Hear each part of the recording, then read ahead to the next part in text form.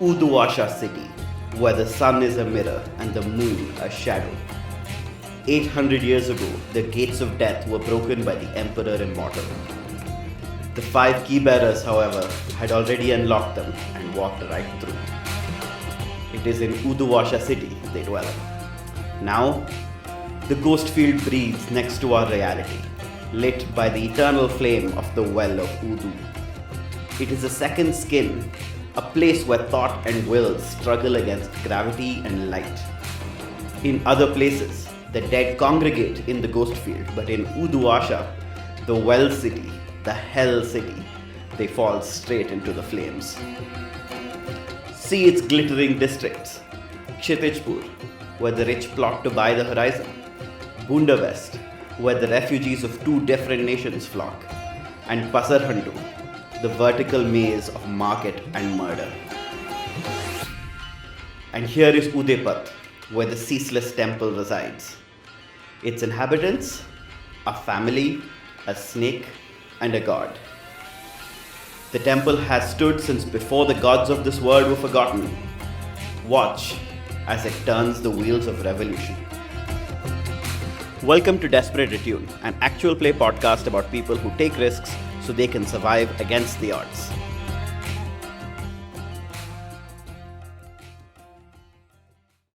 Well, hi.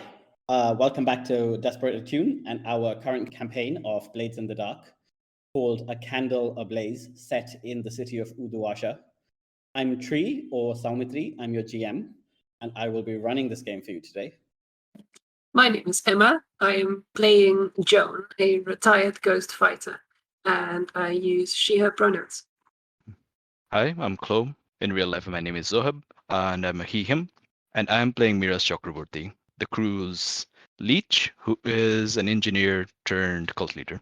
I'm Prince, he, him. I play Vickers, a roof baller and Miraz's wife. I'm Soap. I play Abbas, the religious scholar, and pain in Miraz's side. And my pronouns are he and him. Oh, I actually forgot my pronouns, which are all of them. I really don't care. Let's do a quick recap of what happened last session. We left off, shall we say, halfway through downtime. I think we did some downtime with Abbas, some downtime with Vickers, but I don't know if we did downtime with anybody else. Miraz, technically. Oh yes, both of you went to see Amitabh, right? I wrote this down. Yeah, we have taken 1 downtime action each. Oh, And Abbas has taken either 1 or 2. I did not write that down. I've taken both of mine in the same scene. Yeah. So Abbas has taken 2, Joan has taken 0, Miraz and Vickers have each taken 1. Yeah. I also have picked up the ability calculating, which means I get 1 more downtime action for free. Haha. Very good. Power gaming in this game that is designed not to care about power gaming. I love power gaming. I It's so bad. Anti-power gaming. I believe in being as weak as possible at all times. This is why I never take. I'm trying to parody myself, but the truth is, I do put my characters in awful situations more often than I should. So, jokes on me. Actually, that's just power gaming, so you get more XP from desperate actions. You got me there. Yeah. You're empowered by your humility. Better than being humiliated by your own power. Yep. Very wise. There is an ability in the Exalted game that's called By Pain Reforged, by Agony Empowered, and this makes me think of that. Nice. Yes. I feel like there needs to be a snake in this allegory, but otherwise it's just perfect. Yes, yeah. So we saw the end of the roof ball game, which went very badly for your opponent, very well for you. And then we saw Vickers and Miraz meet Vickers' favorite doctor, who is called Amitabh, who is played by Amitabh Bachchan. We also saw Miraz. Who were you lecturing? Were you talking to Zajidan? Yes, you were. I was not actually lecturing. You were being lectured. But I think there was a very interesting conversation between the brothers that kind of reflected the conversation that Zajidan had with Miraz, and that also reflected the conversation that His Majesty had with Miraz about just being able to trust yourself, man. Just go for it. Don't worry about it. But said, I think, very differently on each occasion. So yeah, now I think we should just continue kind of like downtime, right? So we're in loose time. Joan, what do you think you want to do? Actually, I would be very interested to see Joan relieve stress. How are you only having 2 stress? I don't know, man. I just talked myself out of the problems last session. Jones just Yeah, chilled well, out, Just smoking very some of chill. that green medicine. Yep. Wow, okay. The snake is doing preventative stress relief because I just ask him to solve my problems. So related to that, actually, I think Joan is giving a lot of thought to this committee that's coming up, where they'll have to draw up these plans for the renovation and refactoring of the temple. And I think she is going, like, she's, I think a while ago, had a conversation about this with Miraz. And Miraz clearly has like a lot of escalator plans. Yes. And I think that conversation, well, it didn't go great. But I think she's gonna try and pick that up again and find him because she has a suggestion. Oh, lovely. Where am I? I think I am on not the roof of the temple, but like so remind me, the temple juts out from the rock face, right? Yes. What would we say is like the outermost part that someone can stand and kind of like look down at the rest of the temple? Is there such a spot? I think there should be a balcony. Yeah. Or some kind of extended like courtyard space. I was going to say a balcony as well. But maybe a courtyard space is almost like more interesting, like a very large balcony, right? Like it opens out. I like the idea that like you can climb up to it from the outside, and whatever is actually underneath the roof, you can't get to. That part of the temple is still somewhat broken down and like closed off, right? But you can climb some outward facing stairs. Yeah. You know what? I think this balcony, it is the way to get to it is known basically to a few people. Like Miraz kind of found it out on his own when he was a young boy, and this was kind of like his spot to kind of sit there, hang out with some of his more brave and athletic friends when they were like really young. And he still kind of like knows the ropes, and he can kind of like make his way up there, kind of it's kind of like his rock climbing essentially. And he's kind of just sitting there, looking down across the breadth of the city. It's probably like evening, so we're seeing the big mirror down in the burning Udu, kind of getting brought down, and the natural darkness that suffuses the world is kind of coming back. And this is kind of like his moment to kind of like think about, this entire temple's kind of falling apart. Let's how can we what kind of girders can I put up all over the place? That kind of thing. He's looking for structural weaknesses. And then Joan's voice cuts the silence. You there? And then he kind of like almost physically jumps and falls off the roof and just kind of like grabs onto a crumbling ledge as he kind of looks around and says, "Who? What? Cousin Joan? How'd you get up here?" Well, with some difficulty. I don't know why you went all the way here. Childhood Nice habit. though. Yeah, it is, isn't it? I used to come up here with my friends, Bahadur and so on, way back. I don't think you've met them. Maybe you will. I suppose it's your railjack reflexes, huh? This can't be much worse than riding a train. I think I mostly had my climbing hook to thank. And she kind of like holds it up. Oh, that's a nice little toy. Let me have a look at that. And then he kind of like reaches for it. And kind of looks She'll hand it over. Yeah. And he's kind of like looking at it and kind of like marveling at it as how light it is, how strong it is, and the flame just go like this. And yeah, it's clear to you that he is not thinking about what you're here for, why you were looking for him, etc. I had another thought about that committee that's coming up. Yes, the committee to approve the escalator design that I've been drawing up. Yes, Yeah. that committee. That one. Among other things, of course. Yeah, a few things. The structural weaknesses and so on. I do enjoy the intimacy and the privacy of having this own place for myself, but maybe if we could get a proper walkway up here, more people could come up here and have a look at. This is a wonderful spot. It could be a bit of a tourist attraction, couldn't it? I was kind of thinking about, well, something related exactly to that, actually. I feel like the Bashundara and her people are going to push really hard. From their perspective, they're getting what they want, right? They get a chance, at least, to make this place into something that serves them on the outside. Mm-hmm.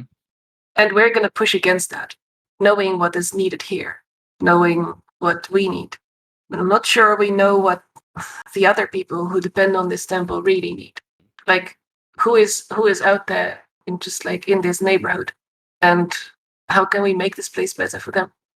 And since you're like the the head of this whole operation, I guess I thought we'd go ask around for a bit. Miraz is clearly thinking. And as he's thinking, he's kind of like swinging your grappling hook around, like, around him in like circles and so on. A bit of a safety hazard. But like he's just kind of idly thinking. It seems that we ourselves are not in one mind about what is best for the temple in any case. I have certain ideas.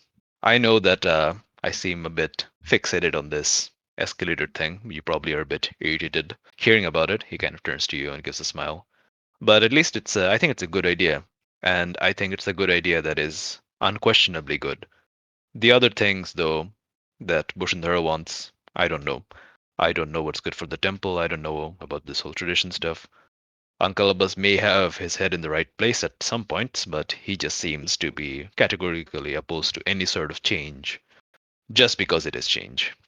I don't know what you want. Suppose we shall find out.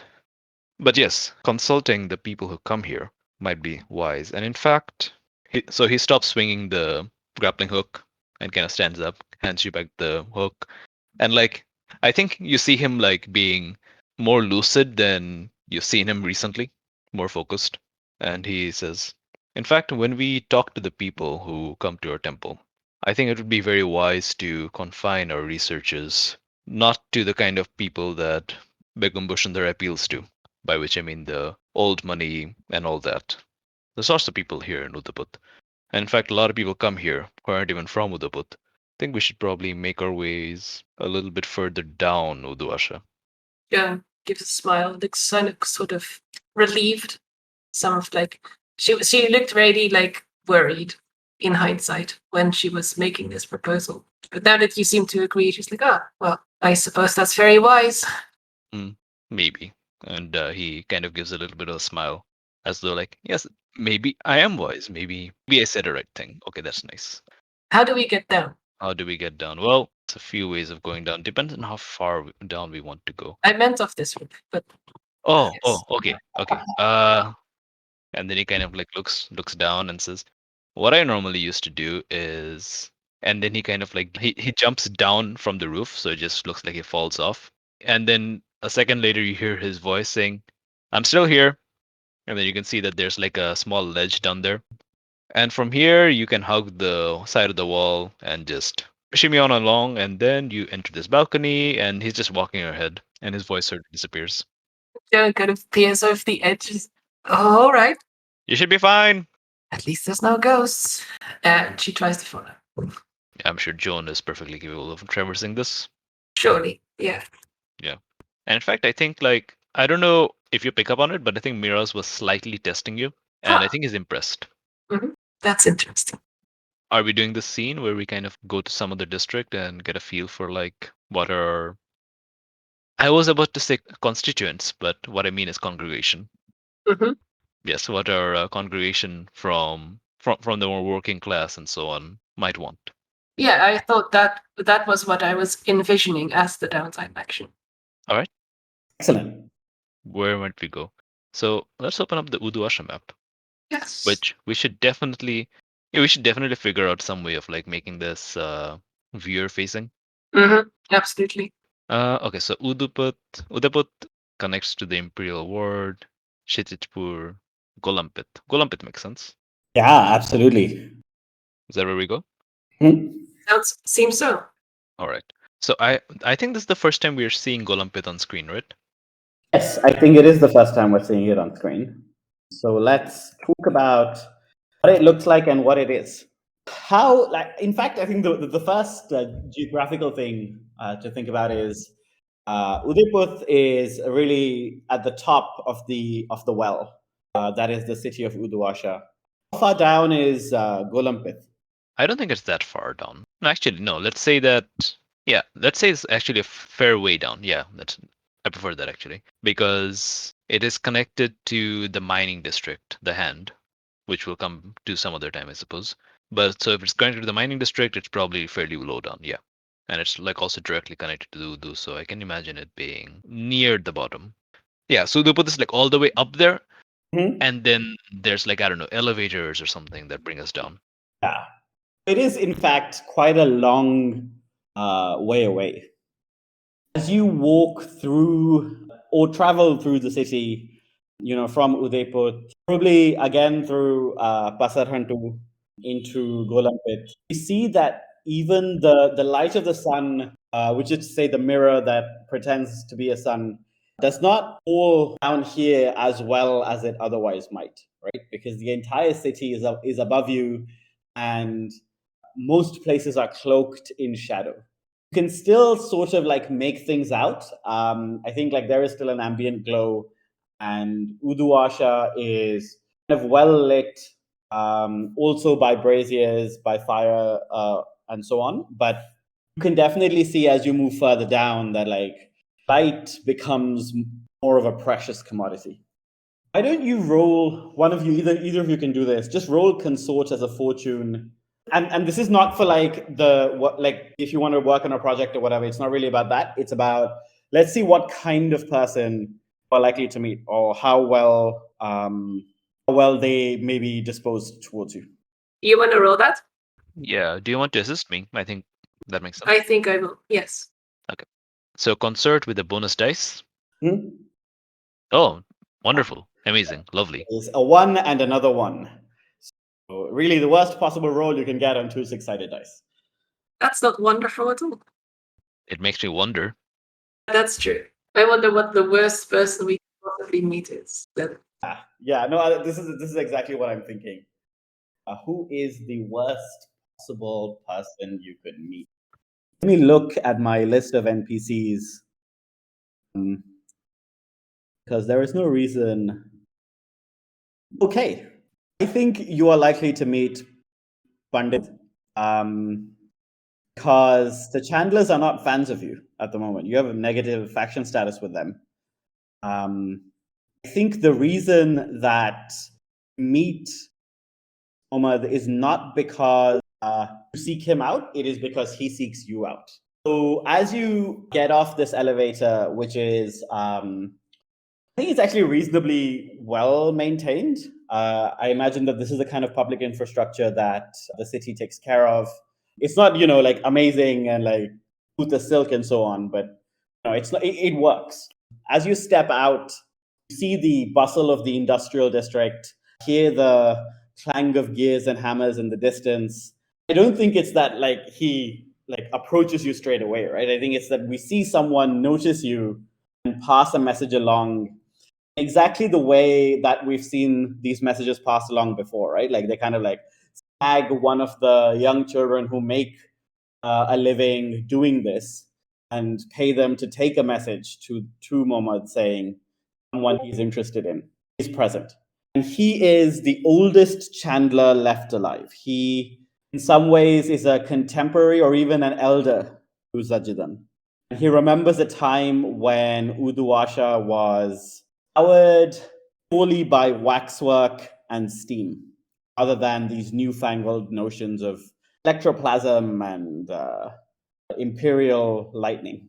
Muhammad is a very old man whose skin really looks like a shriveled up raisin. He has probably lost a couple of inches over the last 10 years of his life because he's just shrunk. He's got a long, thin, wispy mustache. Like, he's got these beady eyes that probably look to you like they could look straight through you. I don't think most people on the street know who he is. Do you notice him? Like, do you recognize him immediately? I don't think I would know him. No, same. Should we have a note for the listeners on what a chandler is? Yes, we should do that. Yeah, they haven't come up yet, right?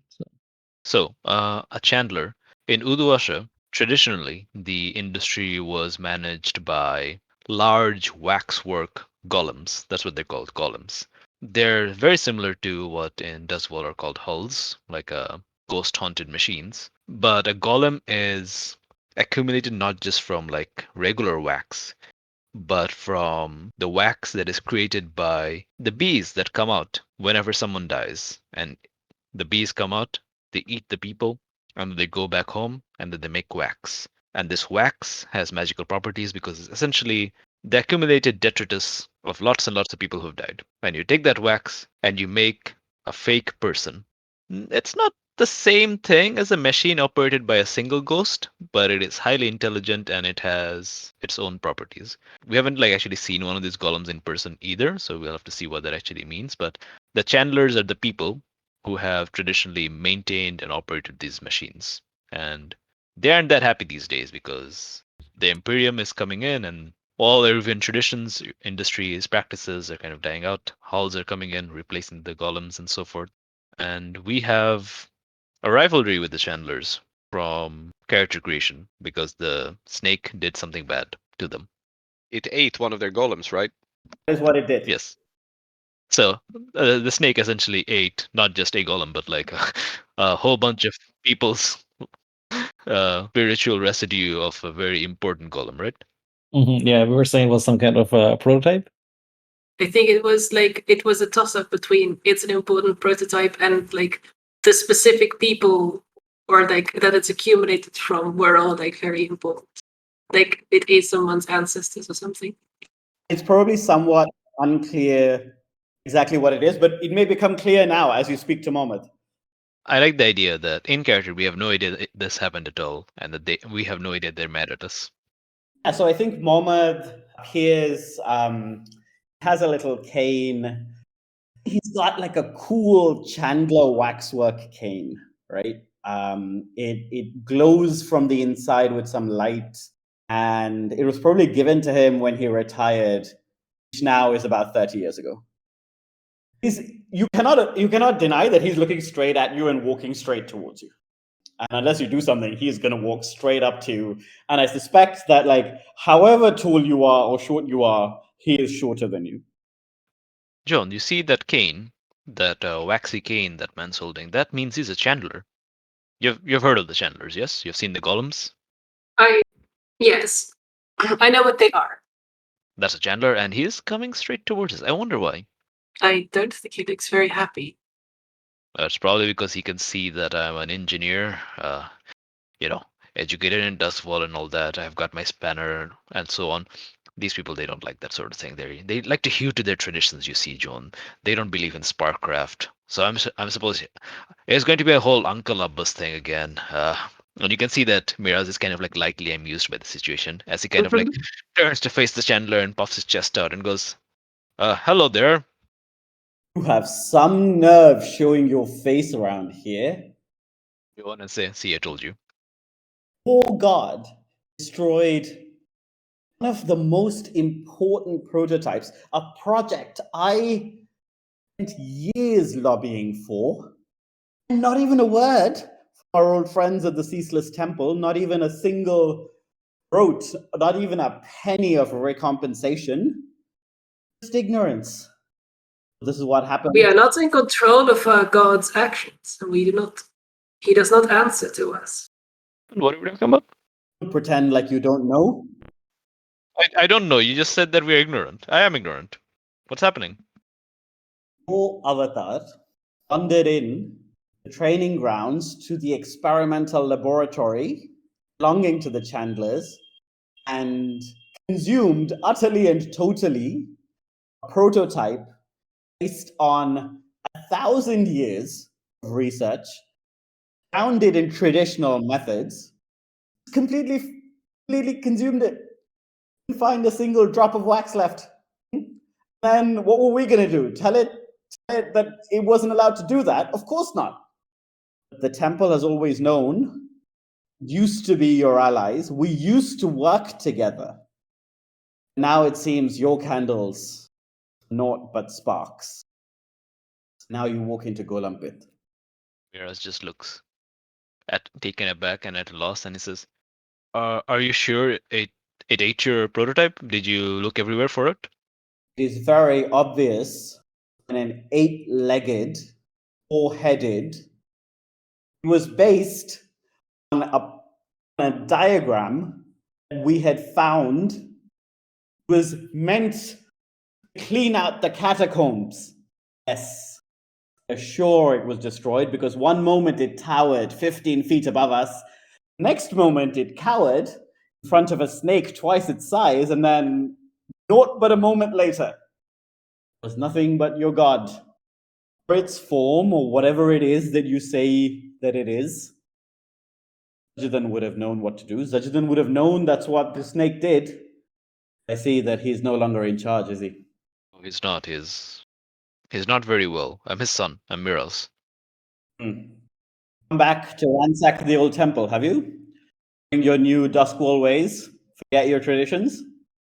And then he kind of like looks at Joan for help. What is it that you would have had Zajudan do? Accept responsibility. Work with us to replace what was lost? Yes, at the very least. Something, anything, really, more than months of silence and then what was it you said? That you are complete ignorant fools? Listen, if this was something you were developing for 1,000 years and using what, I don't know, some sort of special ghost wax or whatever, I don't see how we can replace that. Sounds sounds irreplaceable, which is probably why you guys are so mad at us. Light dawns. I think he doesn't really say anything more. I think he's waiting for you to kind of acknowledge your mistake. I don't know. I mean, it's a bloody great snake. It tells me what to do. I don't know. I'm not in charge of it. Roams around saying cryptic things, trying to stir up revolution and so on. And now it's out here, eating some traditional like waxwork stuff. John, what do you know about this? You spend a lot of time talking to it. And yet I am not privy to all the workings of the snake. You think maybe it might still be inside the snake? Are you going to ask him to spit it out? Suppose? There's like genuinely a little like smile. Like the last time we there was an argument of this sort. I don't think it went very well. What have you asked it to spit it out? I meant the time that Vickers got very angry at him. Oh, I mean, I'm not angry. I just want him to spit out the thing that. Okay, fine. And then he kind of turns back to, and then he says, "Sorry, what was your name?" I'm Pandit Mohammed. I'm the Chandler Emeritus, the oldest living member of this famed brotherhood. That you do not know my name is an embarrassment to you. I'm not really from around here. I mean, you can't have it both ways. You can't keep telling me about how I'm ignorant and how I'm not from here, and then kind of like hold that against me. Now, that's not really fair, I don't think. I'm trying to learn. I'm trying to do my best. Listen, we are very sorry that our god did this. We don't know what to do about it. It sounds irreplaceable, so I don't know what I can say to that will replace it. I mean, I'm a Sparkcraft engineer, but it seems that you know all about that. All I can do is replace it with a hull, which I imagine is the last thing you want. So I'm basically at a loss for what to say, except that we are very sorry. And we are not his minders. This is not some animal that destroys something and then his owners or pet keepers are expected to pay. If I thought your god was an animal, I would hunt it down. I still remember the old ways. even if its own devotees do not. Wish to know what you can do for me? Very well. You can work with me. Say you're some kind of sparkcraft engineer. It means surely that our primitive and old-fashioned waxwork must be beneath your notice. I'm sure you could pick it up in no time. I'm not talking about someone who works for you. I'm talking about you, little Mr. Head Priest. We're going to devote your personal attention. Then, you do a good enough job, I will accept you have made reparation. Miraz kind of stands there, scratching his head for a bit and saying, "You know what? I'm going to roll study fortune, and I'll say why once I've rolled." Yeah.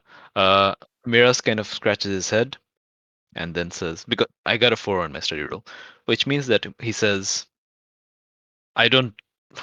Sparkcraft is the manipulation of plasm derived from spectral energy in the service of the creation of electricity, which then powers all manner of all manner of things. Really, I mean, the applications are limitless.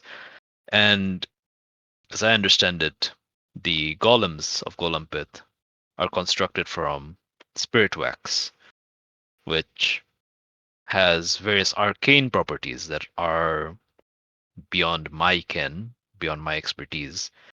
And where our purposes would intersect would be the creation of things like hulls, which normally are are powered by electroplasm, but in this case are, I believe, not powered at all, your golems. They're just quasi-living, running on residual ghost energy for ever, which is a remarkable thing. But that's what I'm trying to say, Pandit.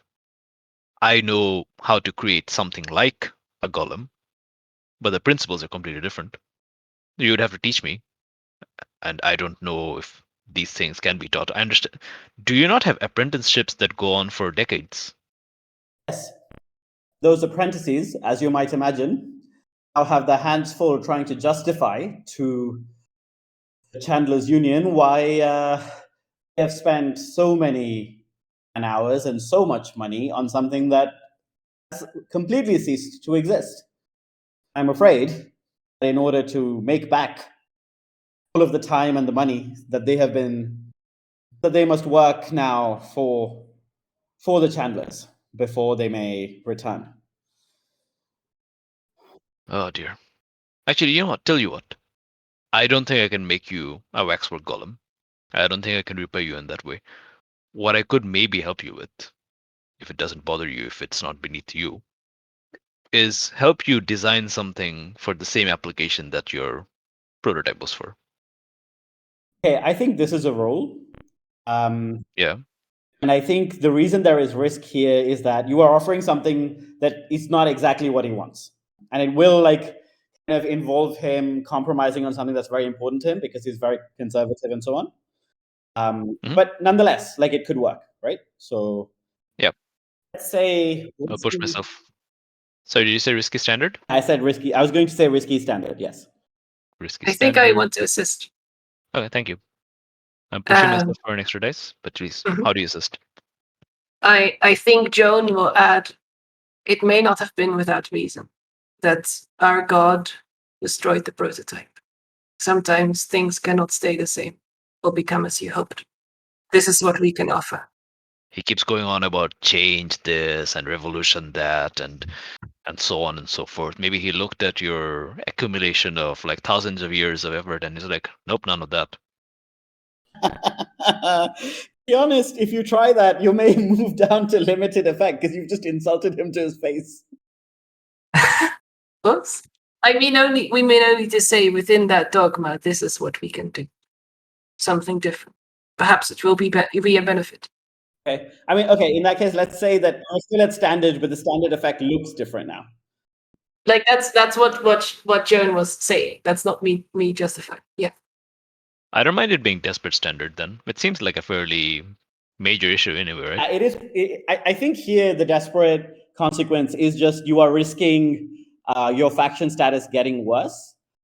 I think that even on a mixed success, what will happen is like the organization will think worse of you. So even if you manage to convince him, you will convince him of this, but he's still going to be vocally unhappy with you about this. I think we're at -2. So does that mean that if we fail this roll, we go to war? I'm sorry, were you? I Interesting. thought you were at -1. Give me 1 second. Because war is a big We're at deal even -2. for them. Okay. Why don't you make a clock? I think then? let's do a clock, and let's say the standard 3 ticks out of 4, right? Like you are like one bad move away from them declaring war on you. If this goes badly. Well, I rolled a 6, so we don't need to worry about that. Fantastic. Okay. Pandit Mamand is a man of the future, apparently. I don't think he is a man of the future, but I think what he will say is because what you want him to do is take you up on your offer, right? Yeah.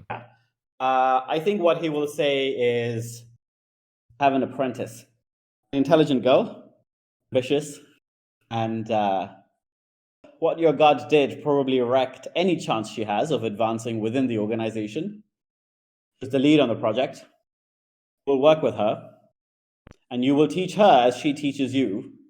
And the thing you produce better be the most incredible invention anyone in Uduasha has ever seen. You understand?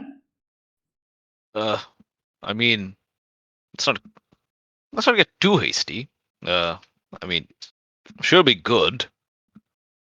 I'm sure it will be better than what would have been wrought otherwise. It is ordained. No, Joan, let's not disparage their efforts too much. You rolled a 6, and I think he's seeing a way to fix a problem that like affects someone he cares about deeply. So he's not going to be like, go fuck yourself. But again, I guess this is why you are one bad move away from them declaring war on you. All right, just send her along to the temple. You seem to know all about it. It's a surprise. I don't think my father ever mentioned you. Maybe I'll ask him about you. Do that. Actually, while I have you, cousin Joan and I were in Golampith to kind of get a feeling for. We have been tasked by the serpent, the avatar, to enact some changes. He feels that changes are necessary in our temple, and he's asked us to build a committee to figure out what changes should be made. And well, we don't really know, and we wanted to get a feeling for the people who know the temple, who use the temple, the people of Golampith, for example. What is the feeling? What do people want from us? What do people want for the Ceaseless Temple if it changes? Is that right, cousin Joan? Is that fair? Yeah, that was exactly what we. Yeah. Pandit, what is your opinion? I think in some ways he is like one of the best people in Golampith to ask this question because he's been around for so long. He does seem to have some knowledge of your temple, right? In some ways he's not, because it's not necessarily the case that he will give you this of his own bias. You roll the 6, and this is what he will say. Temple has been in Uduasha before the key bearers here.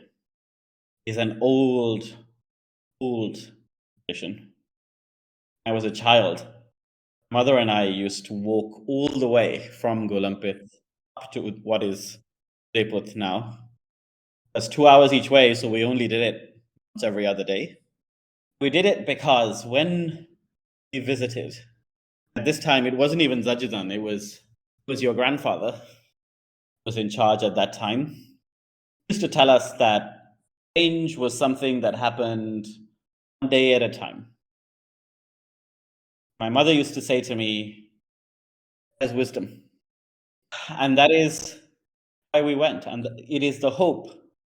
If we take it one day at a time, great change will happen. We can make things better. And here in Golampith, so many things have changed.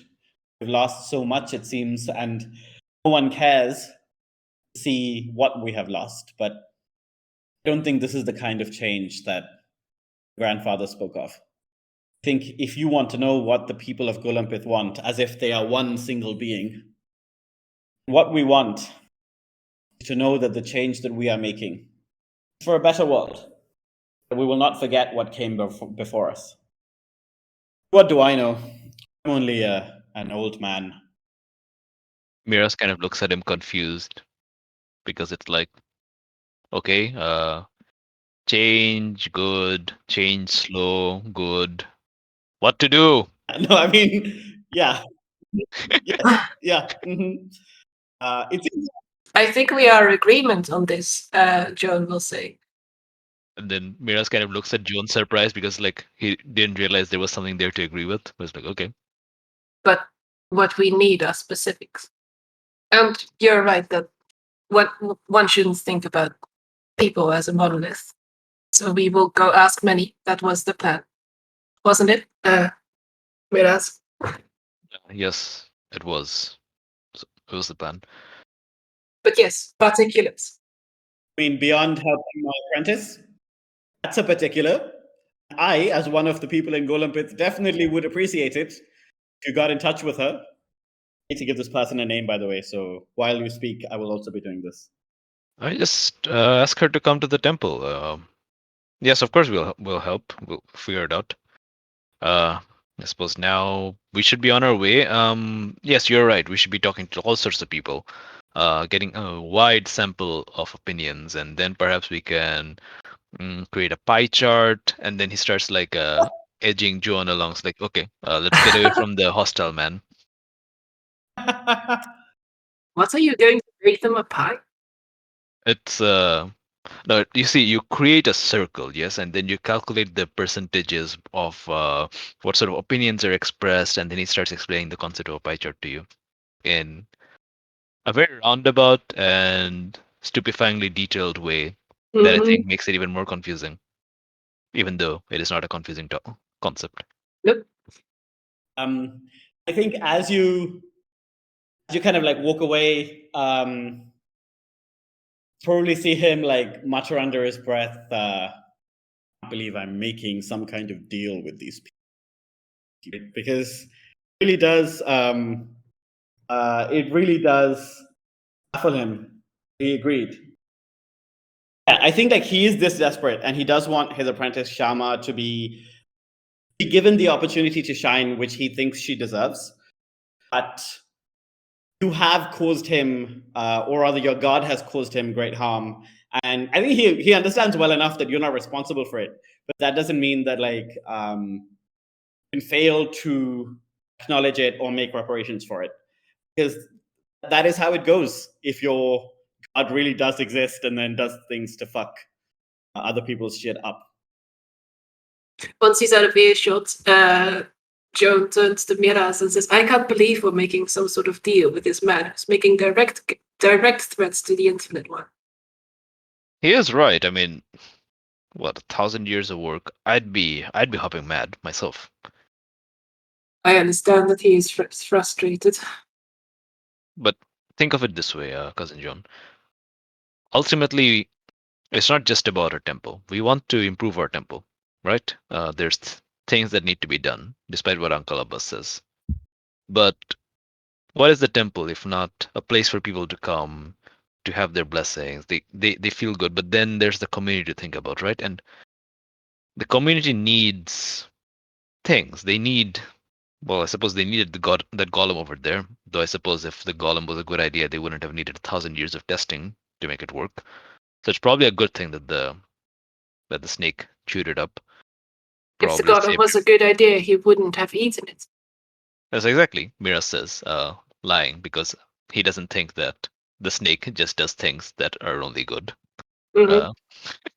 Yes, exactly. Exactly, you're right. But okay, so he's mad about losing the golem, even though he probably shouldn't be. Losing the golem probably isn't a bad thing, etc., etc. But the golem seemed to have a useful purpose, right? The catacombs or whatever. That's a thing that we can come in and we can fix. We can do it even better because now there'll be something better than the golem. So that's why I agreed, because if he wanted, I don't know, some random horseshit thing that did nothing useful, that's a complete waste of time. But now, I don't know. Now we can actually probably do something helpful for people. I can do something helpful for people. She sighs. I suppose that's true. I suppose that's right. Yeah. Let's see how it goes. Maybe his apprentice is actually an idiot, and it will never go anywhere. And I don't know. I think these Chandlers, they're on their way out anyway. I've nothing against the Chandlers in principle. I guess maybe I got carried away. I just don't like this man. No, I mean, cousin Joan, think about it. These Chandlers, these golems you see around, and I think I pointed one, right? That's kind of lumbering past. Look at it. I mean, it's very impressive in a sort of like artisanal craftsmanship sort of way.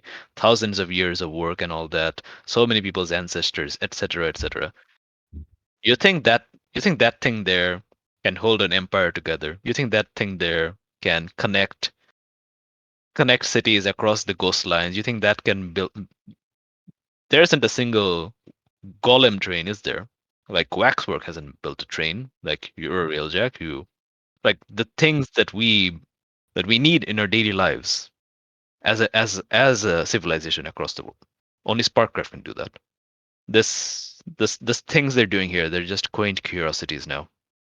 I understand that this is your character saying this, but I also understand you are saying this as a personal attack against me personally. I just wanted you to know I noticed. Like it's very familiar rhetoric in one way, right? So like Yeah. like it's familiar for a reason. I have also like in my checkered past been known to say it. So I'm not necessarily saying, that's to anyone who believes this, but yes, it specifically pains me. I don't necessarily believe in it myself. But yes, I think Miraz having opinions that I don't share is interesting. Absolutely. We are all playing difficult and opinionated characters. Yeah. Maybe that should be a tagline. Anyway. Yeah. That's a good one, though, to be honest. Yeah.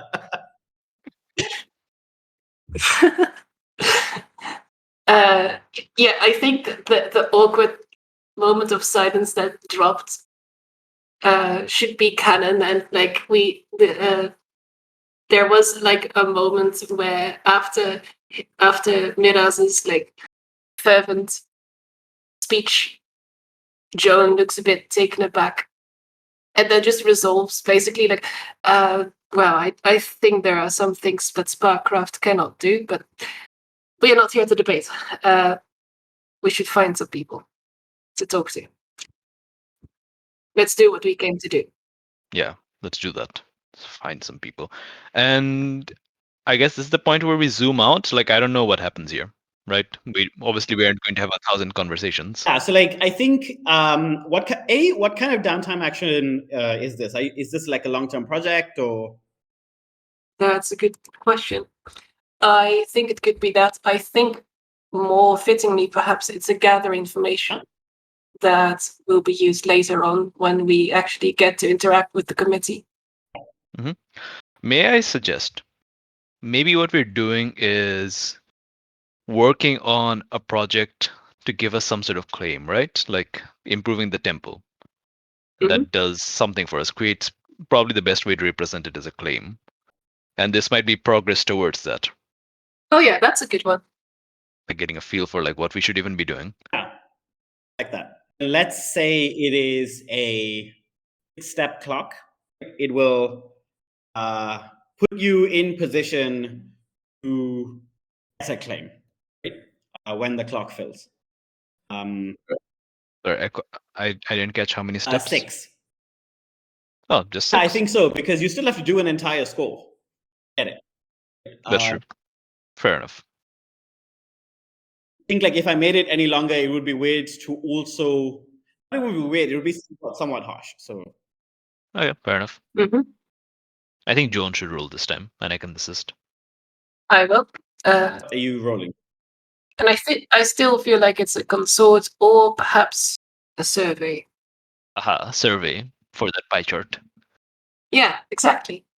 It's a survey in many terms, in many senses of the word. Many senses of the word?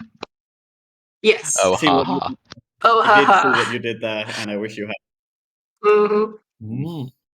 Should it be something with position and effect? No, I don't think this has position or effect because the big risk was Mohammed, and for now, I think you're fine. And Yeah. Miraz is well known enough, right? Like, I mean, if there is a new pope elected, you as a Catholic are likely to know about it. So it is not difficult to necessarily find people who know Miraz and like are faithful. Mm-hmm. Absolutely. Fair enough. Yeah, people know us everywhere. Yeah. Is Miraz assisting? Yes, I am. All right. Then I will roll it. 2 dice. It's 4. Okay.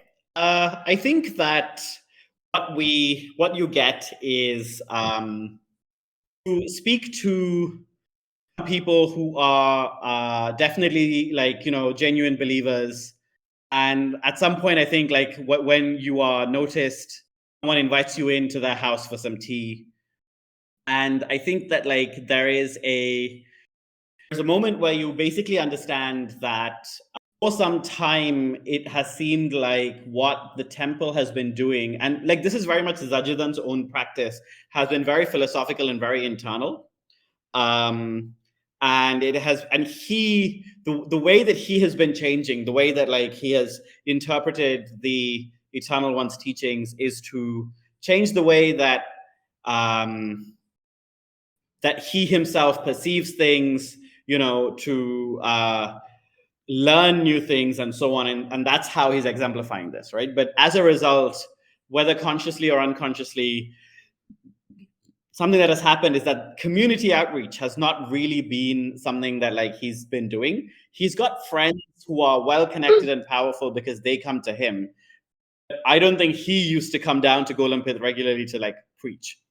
You definitely get the feeling that like they would like that. They would like a more like. Why should I go up all the way? I've got work and stuff. Wouldn't it be nice if you came down for? Cool. Interesting. Good to know. So what we need to install is a complaint box. What we need to install is many small temples. Want a decentralized Franchise. chain of temples, maybe square or block in shape. That's I think like that's the solution, guys. That's definitely the solution. Mm-hmm. We're gonna Even take if the your map local and we're franchise gonna today. we're gonna take a map and we're gonna like make a grid, and each grid is in the center is gonna have a temple. Exactly. Right. That's what seems like it would be Miraz's approach. You guys need tram lines and bicycling. That's what we need. NFTs, non-fungible temples. we're gonna have a hotline straight to the Sanctum Sanctorum. This is Miraz is clearly a mass transit enthusiast. He loves trains. Yeah. Yeah, so there should be tram lines and cycling lanes. Electroplasmic cycles. Electroplasmic segways. Very good. Okay. Terrible and amazing. Great. Okay. So yeah, that's your clock worth 2 ticks, and I think that definitely actionable information, but not necessarily most useful or ones that like you wanted to hear. We'll keep chugging away at it. So that was Joan's downtime. Mm-hmm. Who's next? It was. Was that both of Joan's downtime actions, though? I think it was one of my downtime actions. Yeah. We can speed up the rest. That was a long scene. I have to resolve our entanglement with our team, so Ah, yes. I would like to do that, and I will probably fold my downtime action into it. So, and just FYI, I'm probably going to solve this by not solving it and just paying a rep. Just That's FYI. totally fine. But what I'm envisioning here is that we have won a match, and then we got gang trouble. So the team is causing problems. And I think I want to introduce one of the team characters we haven't seen yet, Klotepir, who is a large urban shaman who speaks the lost language of Udiput. I think what he is doing is that he has made a trash bonfire, because that's what urban shamans do. And I think the reason why we always have a new lucky item every match is that after a successful match, it is sacrificed in tanks atop the trash fire. And so I think we will see Klotepir sacrificing this one fingerless glove by throwing it onto a trash fire. And I imagine that our neighbors are not like too happy about this situation, but I will leave that to you, Tree, exactly why this is a problem. But I think that is what they're doing that is drawing I think attention. normally the kind of fire is, it's not great for what we might call the environment. But I think that in this case, there's two things. First thing is that because you won and everybody's so happy, normally Grutapir would sacrifice his love as like a symbolic sacrifice, and everybody understands, okay, that's done. So next game we need something else. This game, everybody's done it, and this has caused quite a rank smell because they've been wearing them while playing, and now is just kind of like not reacting very well to the fire. But I think the second thing that has happened is that they are singing loudly and boisterously about, the mothers and the fathers of their opponents, the kinds of things that they got up to last night with them, and so on. And it's not really that you have scovish neighbors who would take offense to this. You definitely, on the other hand, have neighbors who are like, we're trying to go to bed. It's bad enough you had a roof bowl match without, trying to like make sure that we were fine. But his life, now you're singing about how you've won. I hate this. It smells awful. So Vickers will come down and join the celebration after she has tended to, the meeting we had in the temple and the important business and such. She will stride down, probably not in her captain's uniform now, but in her like more everyday wear, which is still kind of an insane combination of Iruvian and Akarosi fashions, because just like with her cooking, she has a very strange sartorial sense where she just mixes and matches. I'll wait for Vickers to wear a sari one day, but yeah. Yeah, I think she does sometimes, but it depends on the occasion, right? Yep. Yeah, she strides down and hears the singing, frowns a little bit at like I think we see her like frown and concentrate, and then she concludes that no, I clearly must not be understanding the nuances of Hadrati culture. Like this, she might disapprove of this singing, but she's like, no, I shall integrate. I shall accept that this is how it's done. Very good. Yeah, absolutely. And so, are there any neighbors like here complaining? I think like one of the reasons this is happening is there's some uncles who I think like they're very familiar to you, right? Because they are on other days, they're the kind of people who hang around the temple. Like there's a chaiwala outside, they're drinking chai, whatever, right? Like in this case, they are kind of irate, telling your team to knock it off, not really getting anywhere. Your team has just been in like a very violent fist fight. And so they don't want to, the uncles don't want to really risk it, but they're like, you can see they're annoyed enough that they're thinking about it. It might be worth it to them. That's how annoyed they are. Probably like 2 or 3 of them, and they are like right in front of the bonfire, gesticulating at Grutapir, and not getting anywhere. And both Socks and Panchu are probably right along there, next to that teammate. Excellent. I will step up to these old men. I will step up next to them, and I will just say like, good evening to you. I do hope you'll enjoy the celebrations. I realize the smell is a little offensive, but one gets used to it. I guarantee you. Celebrations, ma'am, we're trying to sleep. Can you please understand that this can't go on all night? It's 7 p.m. I presume there's PMs in yeah. Oh, it shan't go on all night. Not to worry. Not it's to worry. Already gone too long. Because. Well then, gentlemen, why don't we finish the evening off with a bang? Now, I brought food out for the boys and girls, and you're very welcome to join us.